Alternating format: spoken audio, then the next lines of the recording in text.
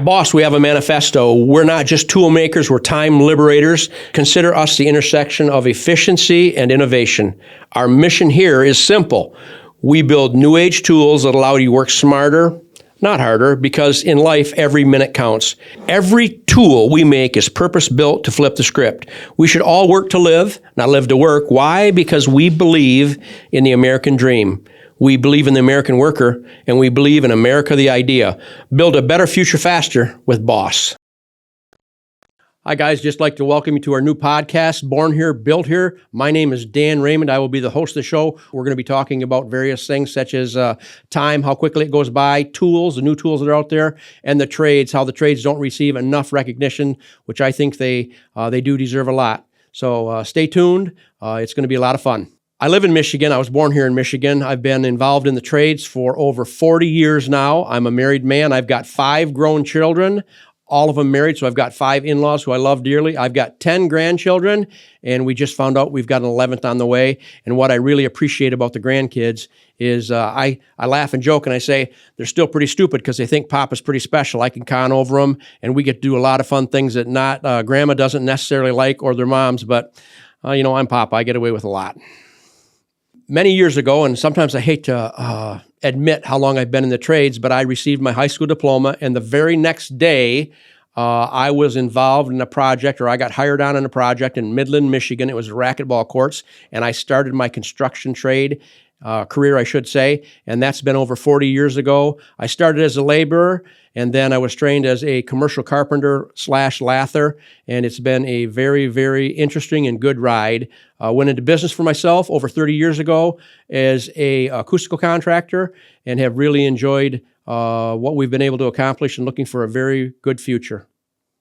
Right now in my career, you'd hate to say that I can see the sun setting the future, but I've got sons that are involved in the trades with me. We're still actively bidding work. There's a huge demand out there. I'm quite surprised at the loss of tradesmen and tradeswomen out there, but it has allowed us to increase pricing, and the future looks extremely bright. I am hopeful with our podcast here we can encourage young men and young women to get involved in the trades and just explain to them what this offers, not only from a personal standpoint, but a business standpoint, and what they can do for their families and how they can somewhat guarantee making of money in the future to provide for their families and themselves. My core values are, first and foremost, I'm a Christian. I believe in God. I believe in a hereafter. I believe in eternal life. That can, in today's world, that can seem kind of hokey and people don't want to talk about it. But I've looked at this and I believe that there has to be a deity, there has to be a supreme being that created all this beauty that we have out there. Morally, I'd like to think that I walk uprightly. Am I perfect? Absolutely not. My dad taught me that a man is only as good as his word, and I hold that value very, very dear, that when you make a deal with another man or a woman, you stick to your word. Even if it's going to cost you in the long run, if you made a deal, you're bound by it, and you better hold it up. What inspired me to pursue a career in the trades, I think just as an 18-year-old getting out of high school, I didn't really know what I wanted to do with my life, and everybody's looking for a job, I would hope, and I think people were more concerned with jobs in past history as in comparison to what they are now. But I was just looking for a job, and I had a couple guys that I knew that were, I guess they're 13 to 15 years older than me. They knew I was raised on a farm. I do know how to work extremely hard, and they had saw that, and they asked me if I wanted a job. I went on the job site the day after I graduated from high school. To say I fell in love with construction at that time would not be true.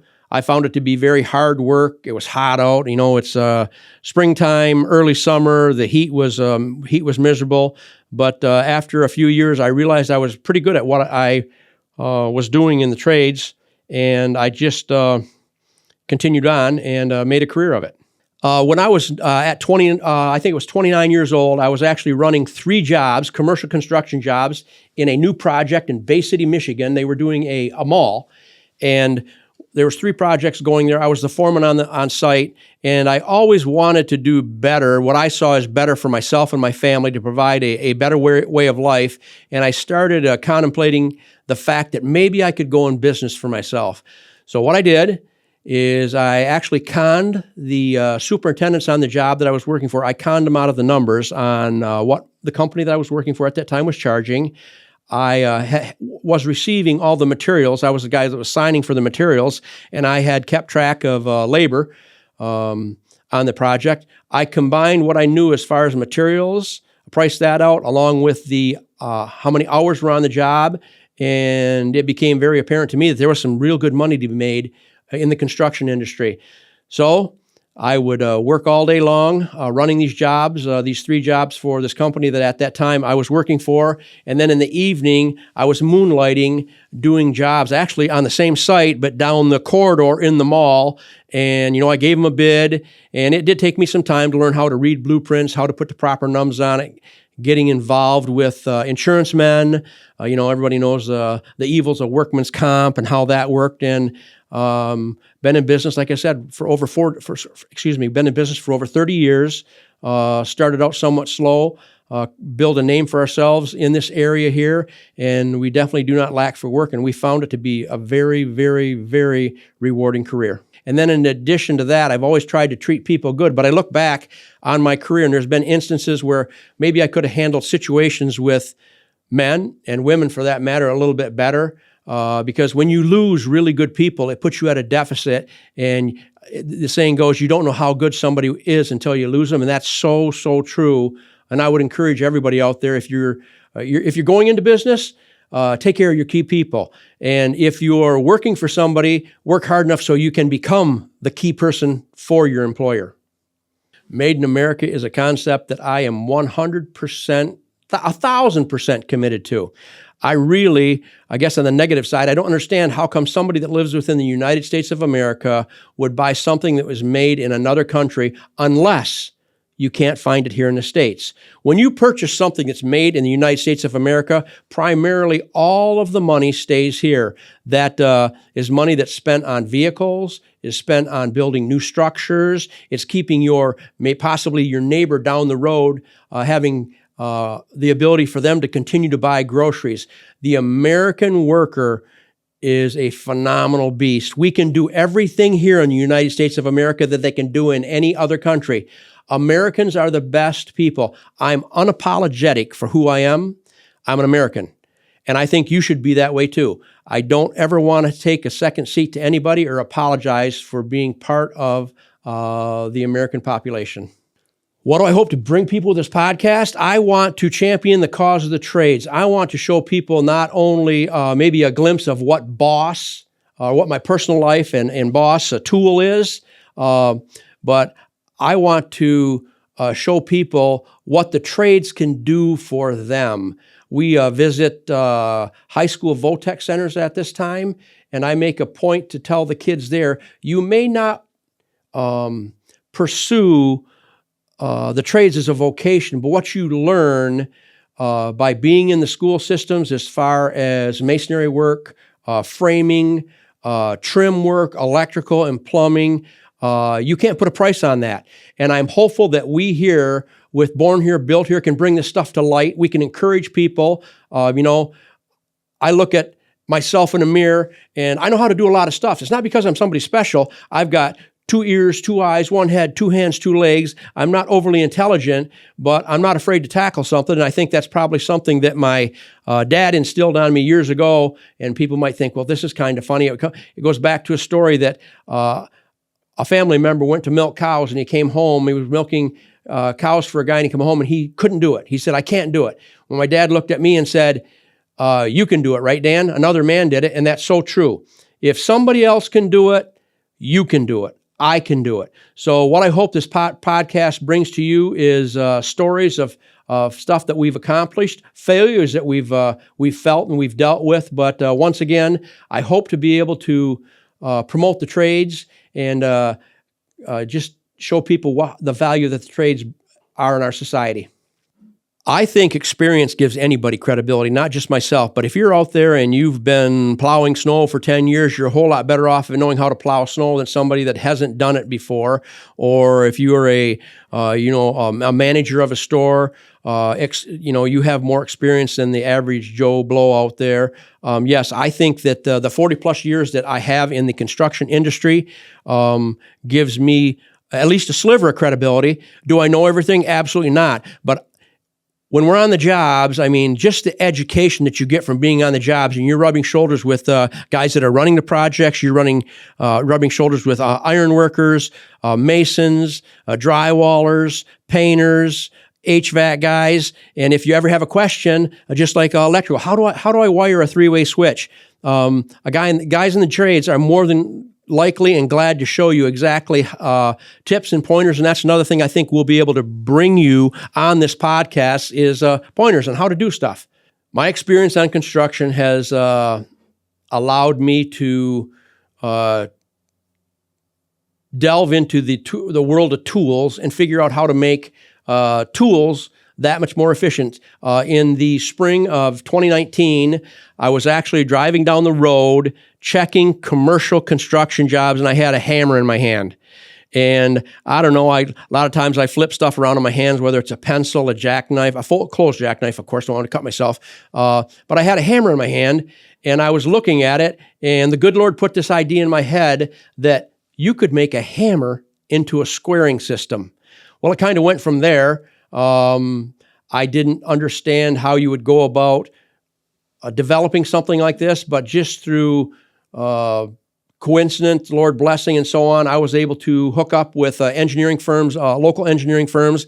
I walked in there, and I can just imagine what those guys thought when I walk in there, a commercial carpenter, and I said, I think I want to make a square out of a hammer.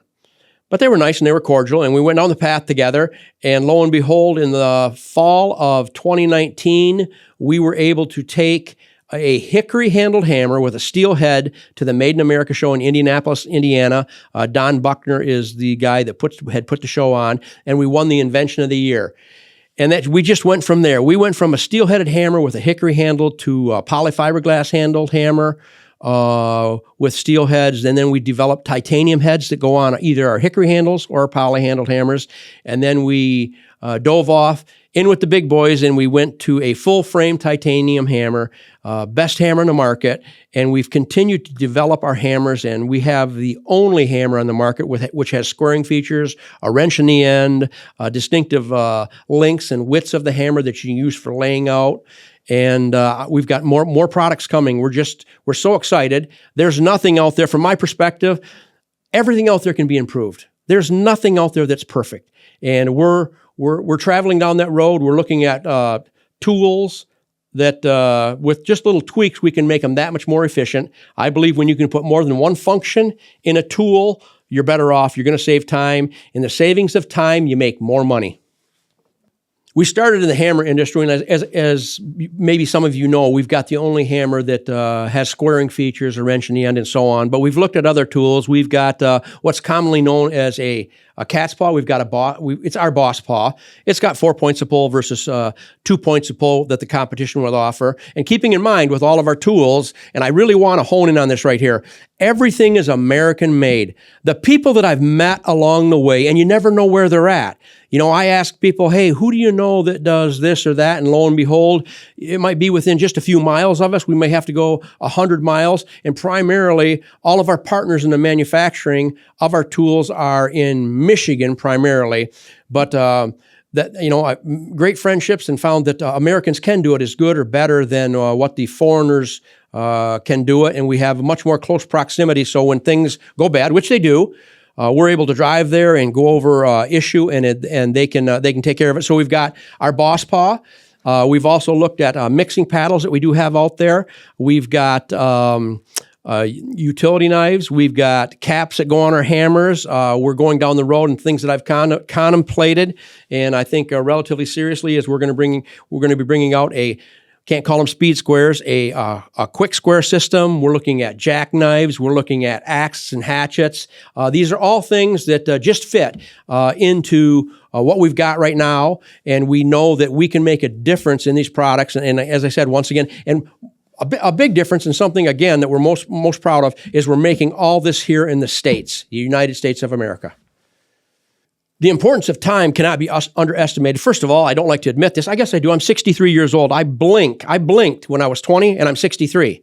Time is everything. When we come down to bidding a project, you bid a project by seconds, minutes, hours, days, weeks, months, and years. It starts with seconds. If you can shave off just a second here and a second there, bottom line, money-wise, you're better off. But if you're working on your own, the most important time that you've got is not time on the job. We all have to make money, is to shave time so you can do the things that you love or be with the people that you love. The quicker you can get home from that job, you've done it right, you shaved off, maybe it's only 15 minutes. That's 15 minutes that you could be at your boy's baseball game, your daughter's volleyball game. You could be with the wife. You could be in the yard. You could be doing something. So savings of time is important to everybody. Would you rather $1 million or an extra 5 years on this earth? It's all about time. Everything's about time. Oh, when I'm off the job, first and foremost, my family means everything to me. Do we have our issues? Absolutely. There's 20-some of us here. I mean, like I said, in the past, I've got 5 kids, 5 in-laws, 10 grandkids, and a wife. So there can be moments of friction. But just like a couple of weeks ago, I was able, because I had some time, I was able to take my grandsons to the Upper Peninsula of Michigan. It's 4 hours away. We got a F-250 Ford, greatest truck there is, F-250 Ford truck box full of organic apples. We brought it home, and everybody was here. All the family members were here, less a daughter-in-law and 2 little babies, and they weren't feeling well, and we made 100 gallons of cider. So I like spending family time. I love the outdoors. I like to go fishing. I like to go hunting. We've got a small agricultural operation. You know, some people might find this funny, but it's pretty enjoyable just going out in the pasture and watching the cows eat grass. Just walk around, and it's soothing. So we live in the woods. We have a lot of fun shooting guns and shooting our bow and arrows, but that's just a little glimpse of what I like to do when I've saved some time where I do end up being able to go out and do what I want to do. Efficiency is key out there. And with efficiency, whether you're an individual trying to save time, with the efficiency, you get more time to yourself. If you're an owner with efficiency, that you're able to purchase tools for the men, or see them using good, innovative tools, they make more money for you and your company. So once again, in saving time, you're able to do things that you can enjoy that mean a whole lot more than going on the jobs and working. At Boss, we have a manifesto. We're not just tool makers, we're time liberators. Consider us the intersection of efficiency and innovation. Our mission here is simple. We build new age tools that allow you to work smarter, not harder, because in life, every minute counts.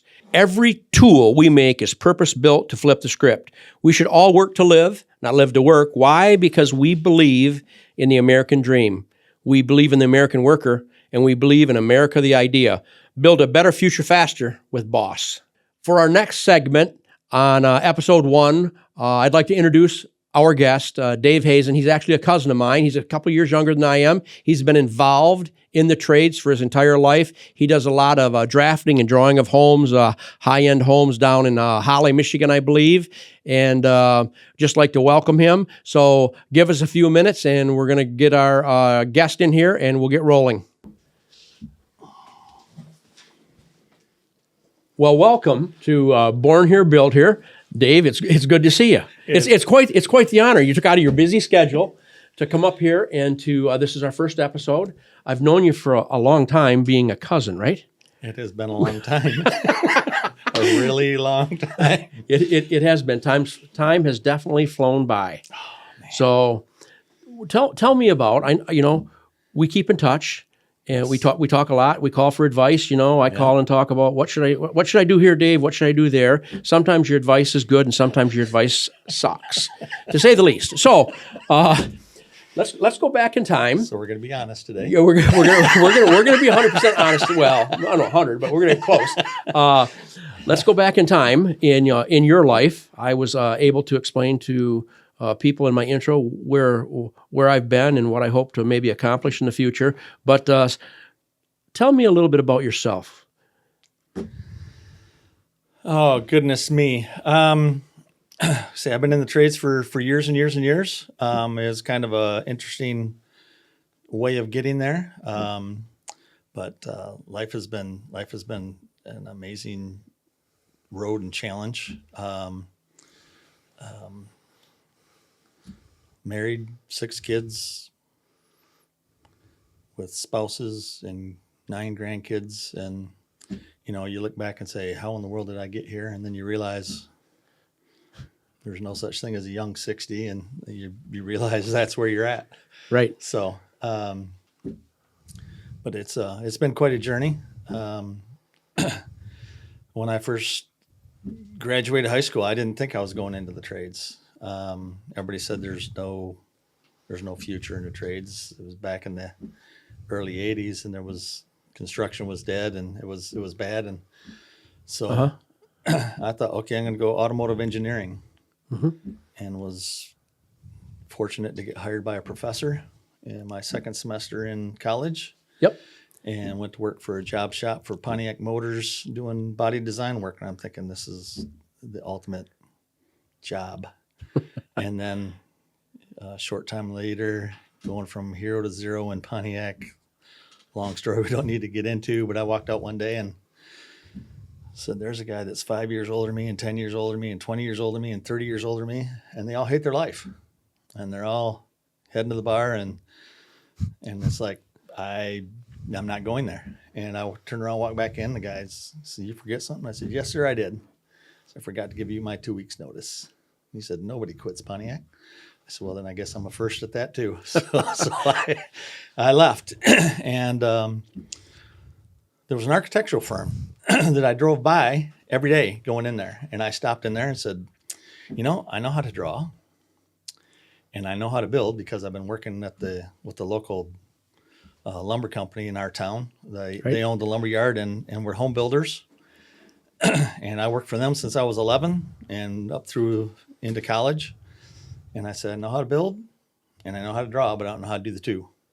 So why don't you teach me some architecture, because that's literally what I want. And 38 years later, here I am, still drawing houses. Worked for that gentleman for 27 years till he passed. He was an amazing mentor. But I would draw in the evenings and build during the days. So I always had the side gig, and always worked. And it was fun back in the days. You'd start on a job and you'd go talk to the old guys because they'd have the experience and knowledge and information, and then you realize nobody's. They're coming to talk. Yeah, all of a sudden you're kind of talking to you. Right, they're coming to talk to us, right? Oh yeah, yeah. Oh, we're that guy now. Right. So, but in today's modern society, you're throwing around these years like 20 years and 38 years. What do you identify as? How old? 18, 20 years old? Not in the morning. It hurts everywhere, doesn't it? Huh. So you said something you said there that I found very intriguing. You said at 11 years old, you were out there building. That's far different than what we see, or helping guys in the crews, right? That's far different than what we see nowadays. And I think that's a deficit in the world, is we're not taking our young, especially boys. I know boys and girls are uniquely different. And you're very uniquely different. And, they've blurred the lines nowadays, but Not really. But anyway, you're at 11 years old, definitely formative years, wouldn't you say? Out there helping, seeing guys with a tape measure, swinging a hammer, finishing concrete and stuff like that? Oh, yeah. I made the mistake of asking my dad for $1. What'd he say? He said, well, yeah, let's go downtown.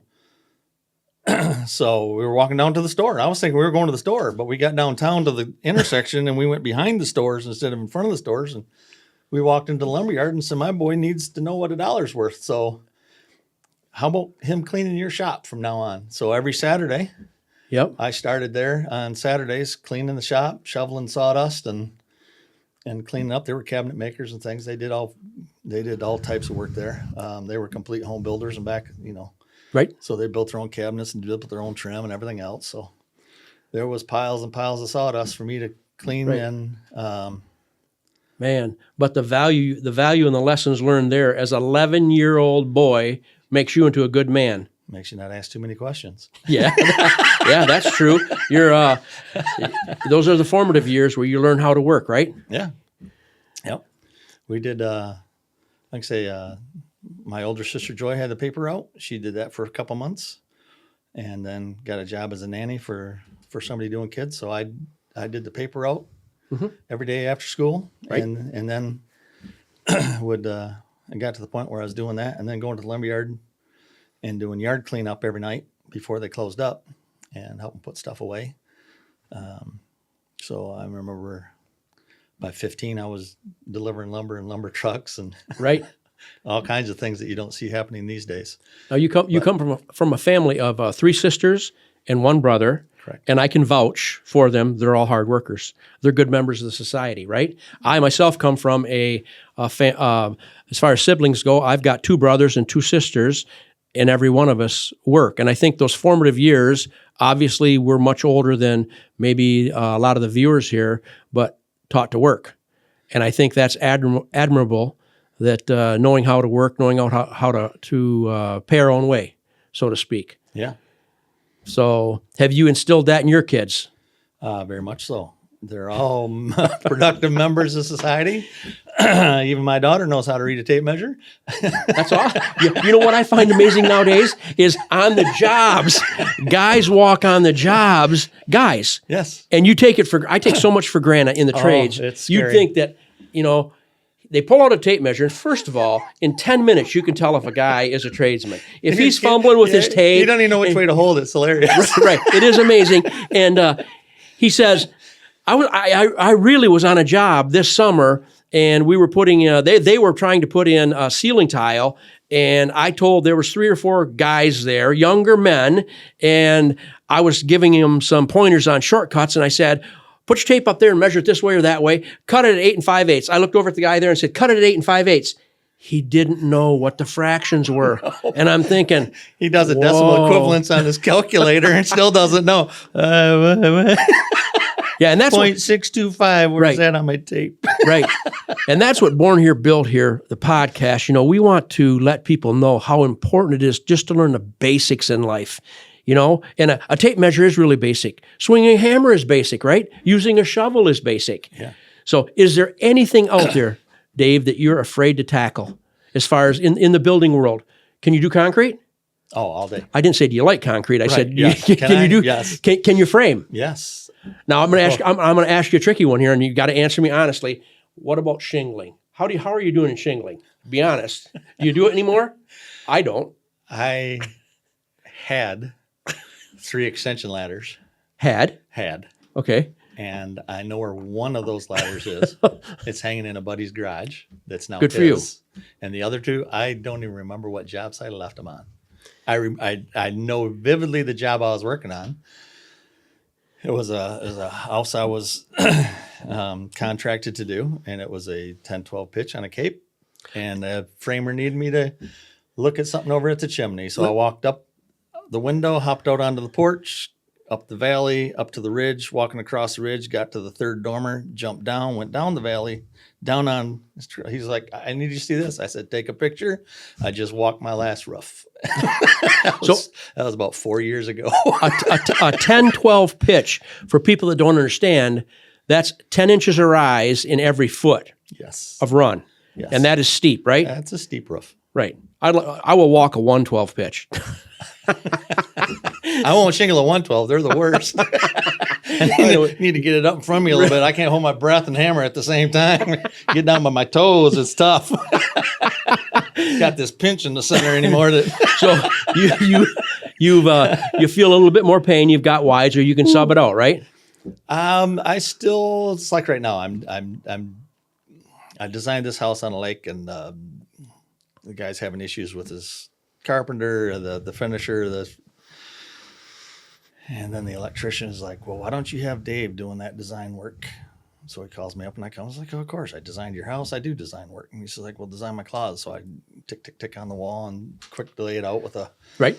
scale and a pen. And so there you go. And he's like, so when are you building it? It's like, I'm not building it. He's like, yeah, I need you to build it. So right now I say this afternoon, I'll go finish up a walk-in closet. Now he wants me to do all the closets in the house and the pantry. And Right. so it's just like, I can't get away from it, but I enjoy the trim work now much more than the framing. Imagine that. Yeah. My carpenter, I mean, my contractor, chiropractor, Oh, yeah. he's like, you carry everything on your right shoulder, don't you? It's like, well, yeah. It's like you can always stack 7 studs. Mm-hmm. And if you're ambitious, you put 14, throw it on a shoulder and go. He's like, if you put anything on your left shoulder, you'd probably break your back at this point. Like, oh. Yeah. Got to worn in. Got to groove, man. Yeah. We work this way, but maybe not the other way. Yeah. You're, yeah. It's like, you need to stop that. So I don't carry that much anymore on my shoulders. Right. Now, I know you and I being of about the same age, once again, you're younger. You're younger. I'm the old guy here.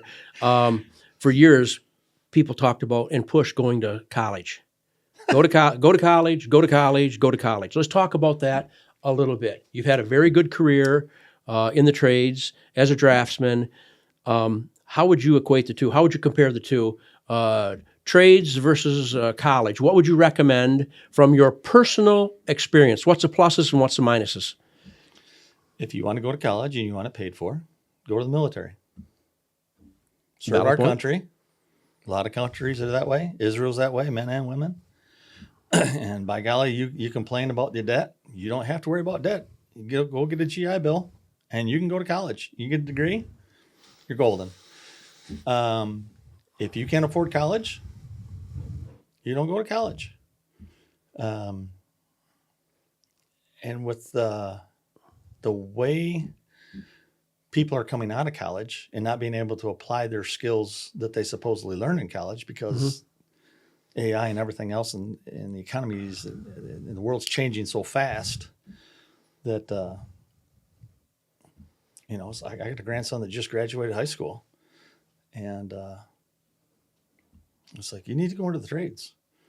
You need to do electrical. Become an electrician, learn, you can branch off from there and go so many different directions, but learn a basic skill, learn a trade.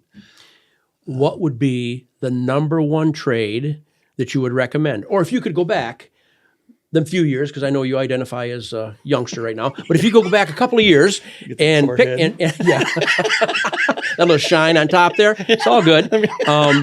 If you could go back a couple of years and you could pick a trade, carpentry, electrical, HVAC, concrete, dirt work, what would you pick? And what would be your reasoning? Electrical. The money's really good. The directions you can go, and my buddy, this electrician, he's 69 years old and he's still going strong.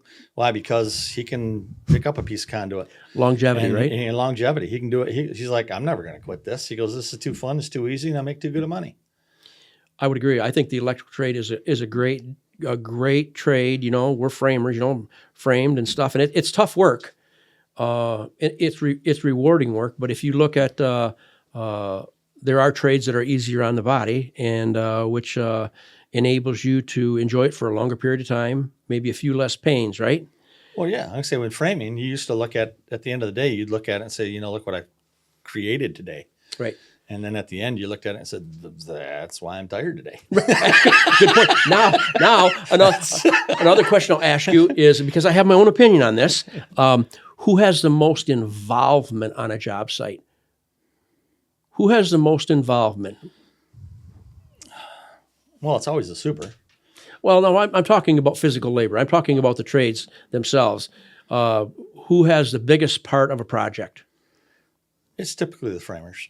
They're the ones most responsible right. for everything else. Everything else rises and falls on how good a frame job you had. People don't realize, plumb, level, and square right. starts at the beginning, not what the guy hanging the door and the crooked opening. Right. When you say plumb, you're not talking about a fruit.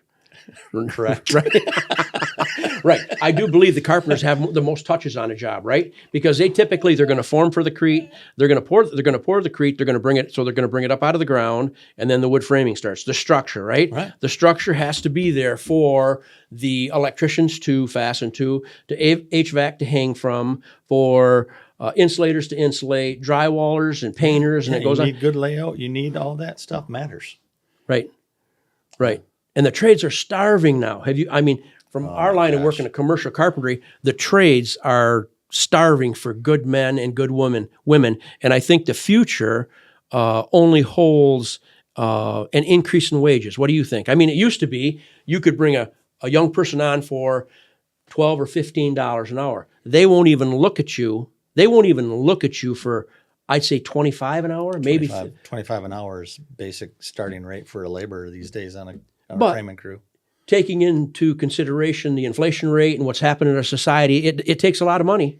I mean, I look at my kids, all 5 of my kids and the in-laws, they're definitely pluses to society. They all work really hard, but they struggle because the price of milk's up, the price of eggs up, the price of fuel's up, the price of housing's up, insurance is up. There's nothing that isn't up. And if you get involved in the trades, if you work hard, if you learn your craft, you can go anywhere in the United States of America, and you can get a job.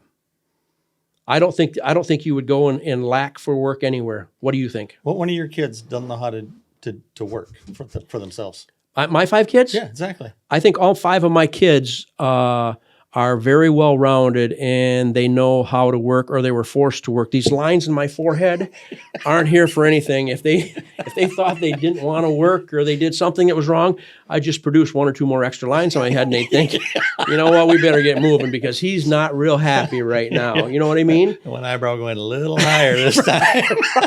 Lip starts quivering. They'd say, "Dad's not happy. Something." Guess I need to weed that garden today. True. I have a funny story talking about kids and maybe along the lines of discipline. Our grandmother passed away. How long's it been? I mean, it's got. Holy smokes! Even though we what do we say? We identify as young. That's a lie, right? I mean, it's been 30 years. No, probably 26 to 28 years, right? Well, I was at the funeral home with, and your mother was there, which would be my aunt, and one of my kids was acting up, or maybe 2 of the kids were acting up, and I looked down the way, and I just looked at them, and they kind of melded, and your mom said, "You've got to look, Dan." And I thought, ooh, that's not good. She goes, "No, that's good, that you can just look at them, and they'll melt." So that's a little bit of... Still pride yourself on that look. Yeah, he's not real happy right now. Still but clicks her finger and you still jump. yeah, once in a while. Most of them are bigger than me right now, especially the boys. So back to the trades. What have you seen? What's the biggest change in the trades over the years? Oh my goodness, the biggest is the fact that the high schools have dropped all their programs. They don't have drafting. I learned trigonometry in the drafting class. I couldn't figure it out. I didn't know what SOHCAHTOA meant in a trig class. I didn't know. It's just fractions and numbers, and it didn't make sense. But when my drafting teacher says, draw 512, and it's like, okay, I come over 12 and up 5. It's like, no, you do the math. I don't know how to, yeah, you do. You're in trig. You know how to do it. Do the math. And it's like, oh, all of a sudden it made sense. Right. And now I use trigonometry every day. But we don't have drafting classes. Right. And we don't have wood shop. We don't have metal shop. My grandson, I kid him all the time. It's like, here's an inch drawn out for you. Learn this. You need to know this. And I kid him all the time. And that basic math, they come out of school, everything's on your phone. They don't know basic, simple multiplication. It's like, making change for $100 bill. That should be in your head immediately. Right. But it's not having the ability to use your hands. It's just knowledge in your head. You can pass a test, and here's your graduation. Here's your certificate. Right. But you don't have any tangible asset that you can give to somebody to be able to go and actually produce. So it's like you got these guys on the job now, and to literally teach them. You know, the first thing I do, I have a drawn out inch. You know, okay, these are 16ths. Here's your half. Here's your quarter. Here's your eighth. Here's your 16th. Right. Tomorrow I'm going to ask you cut a board 27 11/16, and I want you to know how to do it. Right. And that's a skill that you would think a 12-year-old would know, but you don't have that stuff being taught in school. So therefore you come out and it doesn't matter. You can get a college degree or whatever. It still never taught you those basic tangibles that you need every day. Right. I know we're involved with some of the high school tech centers around here, and we're seeing more of a trend back to the trades. And we're able to laugh and joke with these kids and talk to them of what the trades hold as a value to them, not only in earning potential, but just knowing what to do in their homes if they choose it not as a vocation. Right. So that's with Boss, our tool company, and our tools. One thing we're big at here, and I know you're in agreement with, is American made. Oh, huge. American made. Why, in your opinion, I've got my own reasoning here. Why should folks out there buy American made products?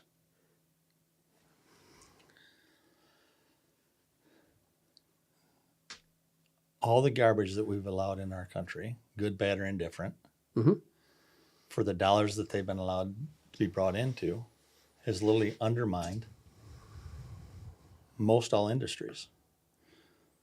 My brother-in-law had a machine shop, and he was making parts for Clark forklifts for years. Right. These simple little brass fittings. All of a sudden, they need another 60,000 of them. He gives them a price. They're like, "No, we're getting them from overseas." He's like, "What?"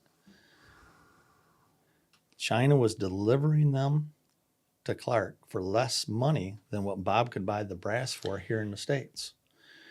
And it was just like, what has that done to our country? It's like, 100 years ago, we didn't have income tax, but we had tariffs. Anything coming in here, that's getting taxed.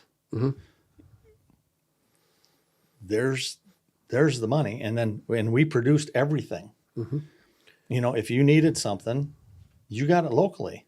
Right. You lived in a town. Why? Because you had a blacksmith, because you had a carpenter, because you had a leather guy, because you had the general hardware store. You guys, I'll never forget, we had this little old dude downtown Davisburg, had this hardware store, 16-foot ceilings. He was about 4'10", had this tall ladder on a rail. Right. You walk in there, it didn't matter what you had, you put it on the counter, and he'd come back 10, 15 minutes later and he'd have it. And now it's the big boxes and all these little guys are gone and everything has been pushed, and it's all about the instant gratification and not the long-term. Everything's about instant. And I think that's where we suffer the most, is because we don't look at the long term of what it's. And you look back and see our history, and also, and look where we're at and look where we're going. It's like something has to change, right? And if it's here, we don't have to rely on anybody else, right? Right. We had just had a conversation within the last hour outside of the studio here, talking about the big box stores. And as you said, it's a shame that the big box stores have taken over, which they have. Like your brother-in-law, he was making parts for Clark, you said, for years, right? Yeah. And then they outsourced it. Do you think that they were able to cut the costs because of the high wages they're paying in China? Exactly. No, them people over there are barely making it. Yeah. We here in this country, we have pride. We all would like to be able to take our families out for maybe a little meal, drive a decent car. Right. And over there, I think the people are abused, and they're able to produce a product much cheaper than what we are, just because of wages in themselves. Now, our materials here, our steel in the United States of America is head and shoulders better than the overseas steel. All right. So I think, I'm sure you're on the same page, keeping the money, the funds here, locally, as local as possible, makes sense. Well, yeah, it's like the lumber yard that I worked at as a kid, and the home builders, and that's gone. Yeah. Isn't that a shame? And I say the old guy that started it, he was one of the town fathers. Mm-hmm. He started the fire department. He started, had the lumber and coal and feed. Mm-hmm. His sons took over, Mm-hmm. and then all of a sudden it's just. So you finally got a son-in-law involved, and then the son-in-law, well, you got a great job with the DNR, and off he goes. And it's like, there's nobody to run this. Right. It's the same thing with we had the town I grew up in was farming communities. Right. It was, you could just farm to farm to farm to farm to farm to farm. You could name all the farmers and all the farms and how they all connected. And now there's one farmer left, and you got subdivisions going in now. Right. And it's sad. And it's like, what happened to the farmers? Like, son didn't want to take it over. It's like, do you realize the equity that you're giving away? Right. Okay, it might not be cash, but you got millions of dollars in equipment and land sitting around you. Right. Right. A lot of those guys were cash poor, but equity rich. Right. And not having the forethought to say, wow, that's worth something to me today. Right. And it's sad to see where we're at. And, you just look at it from a different perspective, I guess, as you get older and start realizing that, certain things do matter. And things like having stuff that's local and made here matter. Absolutely. Times have changed, and not necessarily for the better.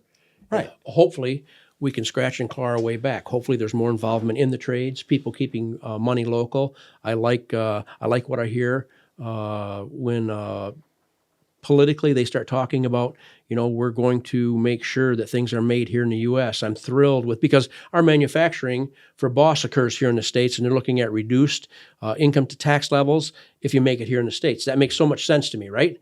That they want to reward people, corporations that are doing, making the business, making your products here. Can you imagine if your titanium came from China? Let's keep it closer. Let's go to Mexico. Mm-hmm. And you had an issue with it. Mm-hmm. Can you run down there tomorrow? No. Can you do something about it going across the border and making change happen? Right. Can you run to Ohio or here in Michigan or whatever and say, hey, boys, we got a problem. Let's get it fixed today. Yep. And do we fix it today, or do we have to wait 6 months for the next shipment of load to come through or something? Right. And that makes total sense. And the pride that is brought with an American-made product, people are proud to work and make the tools here, and no doubt the quality is much, much better made here in the USA. Well, it's today, even there's still pride in workmanship too. Yep. You talk to the guys on the jobs, they might only have a couple years experience, and but they're proud of the work they do at the end of the day. The only guys on the job that you can tell that they're for a paycheck. They're the guys that have got 17 years on the job, but they got 1 year's experience just 17 times over. It's like he's still dumping a box of rocks. Right. But it's the guys that care about what they're doing and they take pride in their work. Right. And it's amazing to go up to an electrical box and just pop the cover off and you go, oh yeah, that electrician cared. Because nobody sees it, but everything's nice and straight and even and anchored in nice and clean. It's like, wow, that guy takes pride in his work. Right. Everything he does is buried by drywall, is buried by whatever. Right. You get up in the attic, all those, everything's perpendicular and one of these diagonals, whatever. It's like that guy takes pride in his work. Right. He doesn't have to. Nobody sees it. It's just an integrity issue for him. Right. And it's cool to see that, it's the same thing with manufacturing. You take pride in your tools. Why? Because they're made here. It's, right. You've done all the work. You're constantly thinking. We're always bouncing stuff off of one another. Why? Because, hey, I got this idea. Is it a good one? Right. Yeah, well, Yeah. Dan. Bounce that one off of Paula.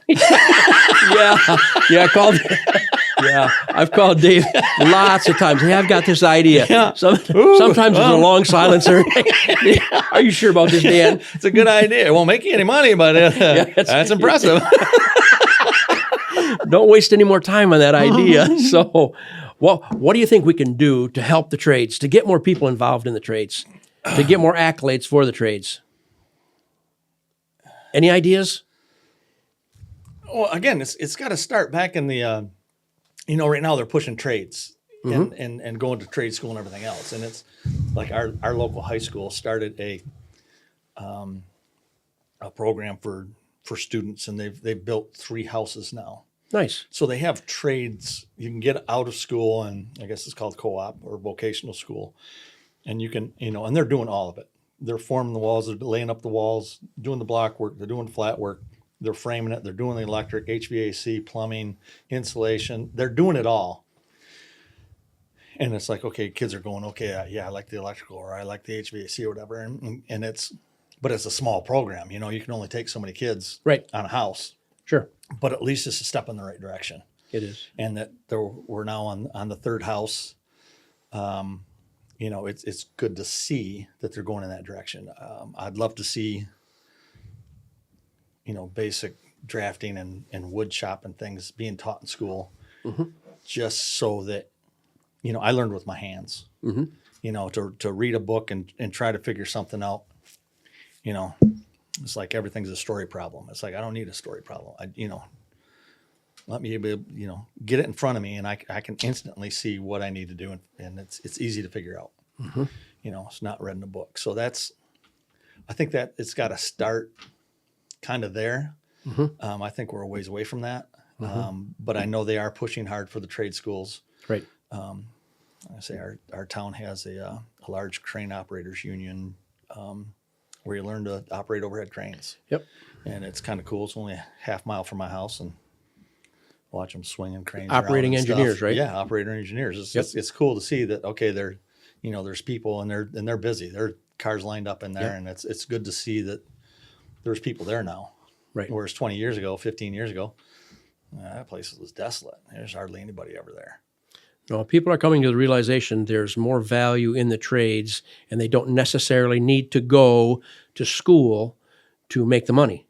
They can earn a tremendous living out there in the trades, working with their minds and their hands, and they can accomplish something.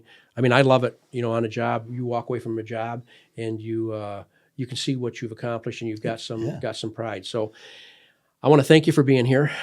I've appreciated your insight, and I appreciated you being my cousin and putting up with me. It's been a fun ride.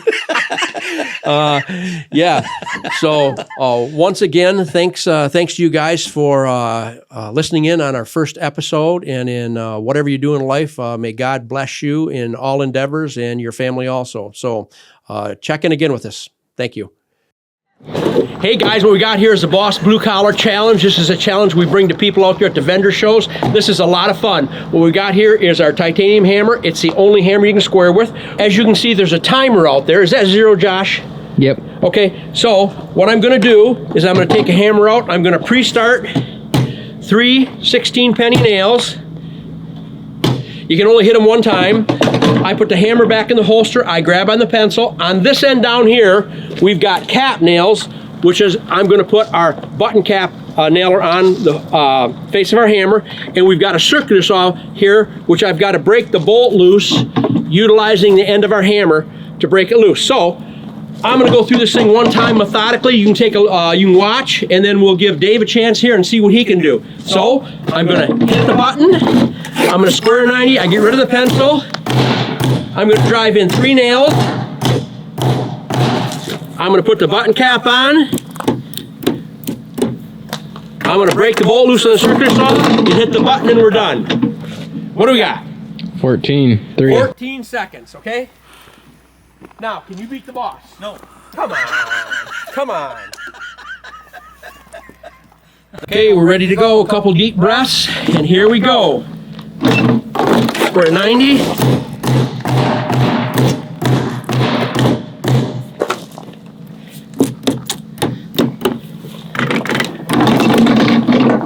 How do we do?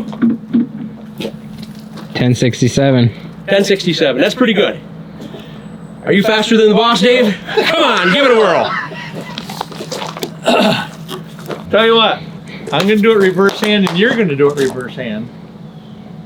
I'm going to do it right-handed, and you're going to do it left-handed. Sounds like a challenge. I'll try it. Go. Just keep your fingers back. Yeah, baby.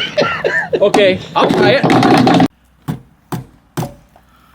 Okay, the boss challenge is I'm going to do it opposite-handed, and then Dan is going to do it opposite-handed to at least make a competition out of this, because he's done it a million times and I've done it once 5 minutes ago. Are we ready? Ready. Left-handed.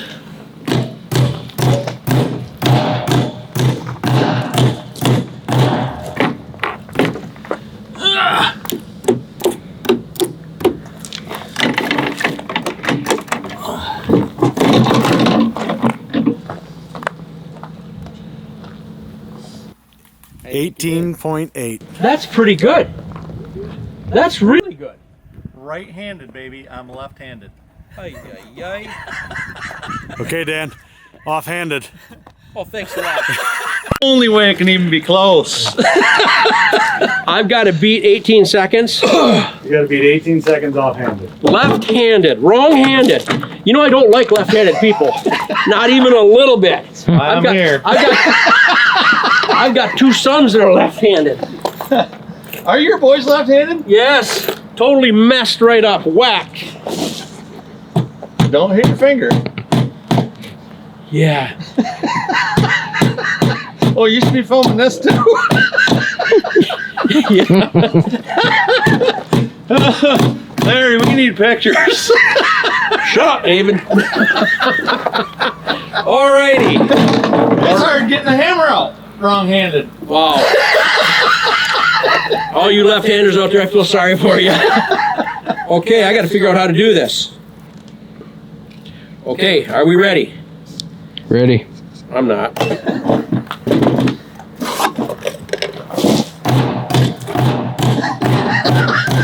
Scaring it. Nailing is scared.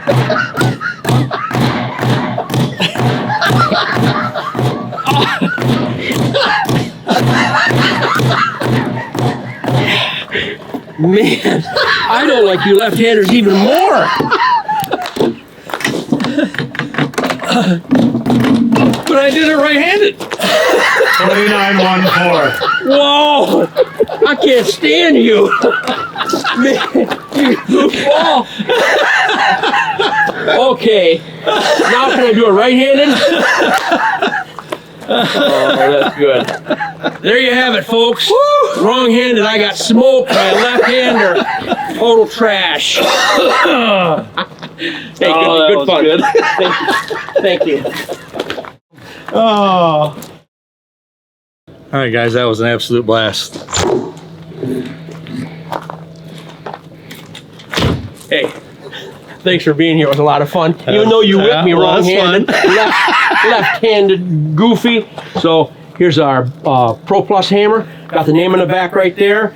Have really enjoyed you coming, and maybe you can practice a little bit with that so you can compete next time.